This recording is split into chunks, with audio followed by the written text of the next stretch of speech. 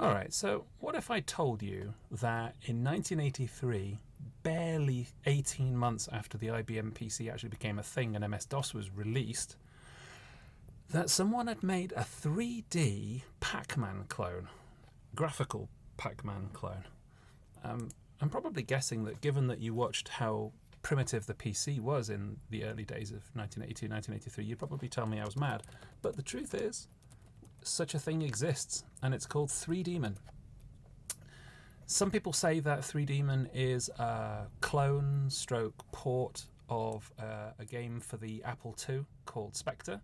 In Spectre, you are indeed 3D Pac-Man type object running around in a maze, collecting pills and so on, but you're running away from things that look suspiciously like the recognizers from Tron, but called something else like pursuers or something, probably for legal reasons. Whereas in 3Demon, you are actually running away from ghosts, just like Pac-Man.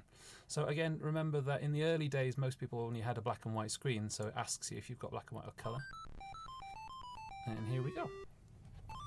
So the early PCs were only running at 4.77 megahertz, and then later they ran at 8 megahertz. So when you're running this in DOSBox, you have to make sure that the cycles are way low. I mean, we're talking like, normally DOSBox is set to about 3,000 cycles. To make these things run at normal speed, you're probably looking at about 200 cycles. So really early PC range. It was released as shareware, just like the last couple of games. You know what, I'm going to turn that noise down. It was released as shareware, like most of the last couple of games that we looked at over the last couple of days, which meant that it got a huge following from early adopters of the IBM system who didn't have access to any of the software. I mean, we saw that most of the software in the early 80s was being produced for CPM and other systems, definitely not DOS in the early days, but it didn't take long for some of the CPM software like DBase and WordStar and some of the games to get ported over. But in that first year to 2 years of DOS, all of the little shareware games were pretty much the only types of games that were available to IBM PC owners.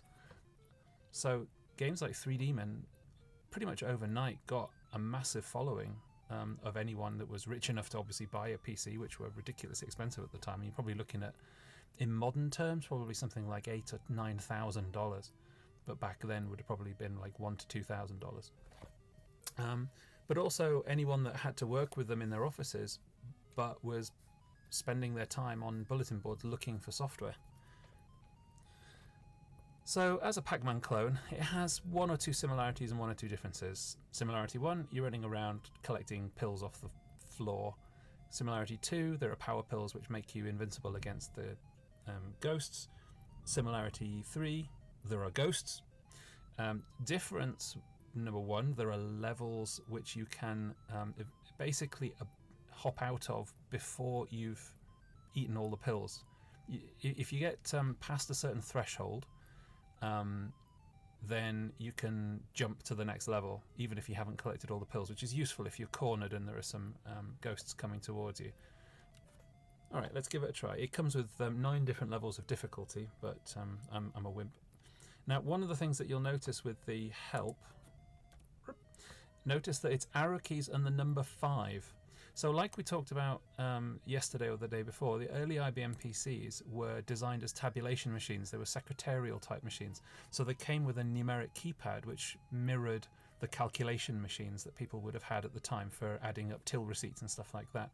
To this day, we still have an almost identical numeric keypad on the right-hand side of most of our keyboards, even though most people don't really use the numeric keypad. But there you go, square in the middle of the numeric keypad is the number 5, and that's, you know, obviously before WASD, before the revolution to move to the WSAD keys for first-person shooters. It was all the numeric keypad. It was all the keys, and that number 5 in the middle shows you that it was designed to be played on the numeric keypad, not on the little arrow keys, which were a later invention. All right, let's give it a try.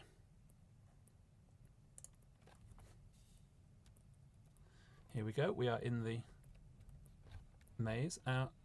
Unlike some of the grid-based games like Dungeon Master or whatever, you actually slide forwards. You can slide forwards, you can turn around.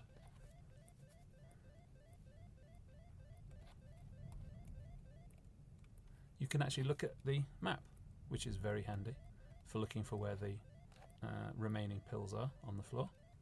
Now you see those green things? Those are the ghosts. I've just collected a power pill off the floor, which lets me go after the ghosts. That's why they're green. Got one. Got another one. My power pill's about to run out, so I better run away. Uh-oh.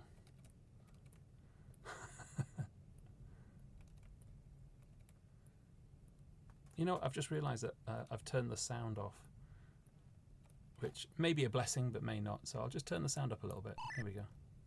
1, 1, 2. There we go. Right. So hopefully you should now start hearing some sounds from the game.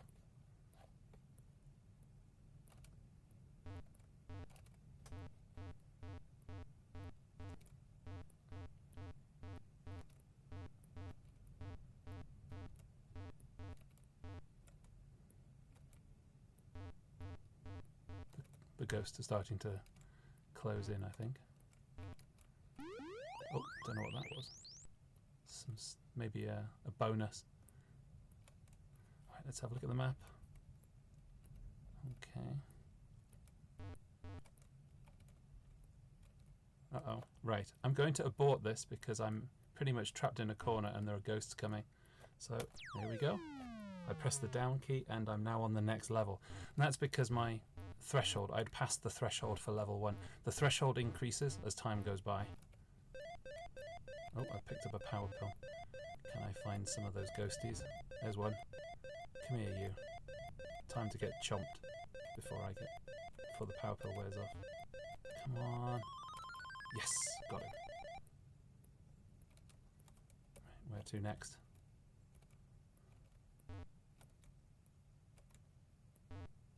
Uh-oh. Ghosts. I think we're cruising along the bottom of the map. We are. Gotcha.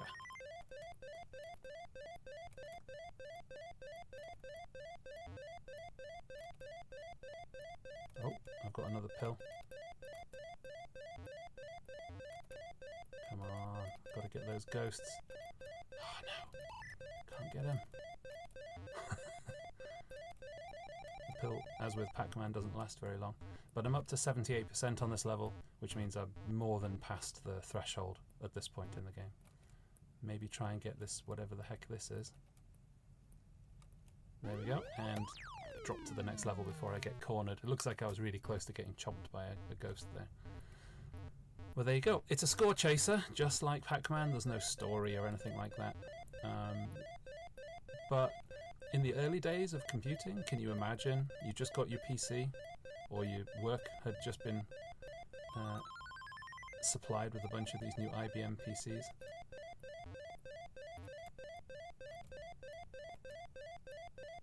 And you have access to games like this. It's pretty phenomenal. And it really showed the innovation that was around at the time. I mean, this was released as free shareware.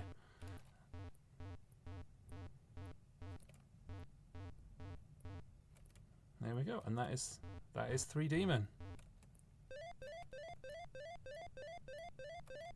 It's surprisingly good fun to play. I mean, we're basically looking here at one of the first games, the first graphical games ever to be released for the PC. Now, one of the other interesting things about this game is that a lot of people say that this was the progenitor of FPS games. Personally, I think that's probably a little bit of a stretch. I mean, sure, it's 3D of a kind. I mean, okay, it's fake 3D. Let's be honest here. It's not full true free 3D like you'd expect.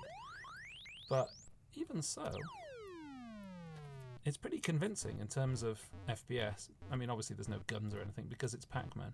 But yeah, I mean, you'll have to let me know what you think.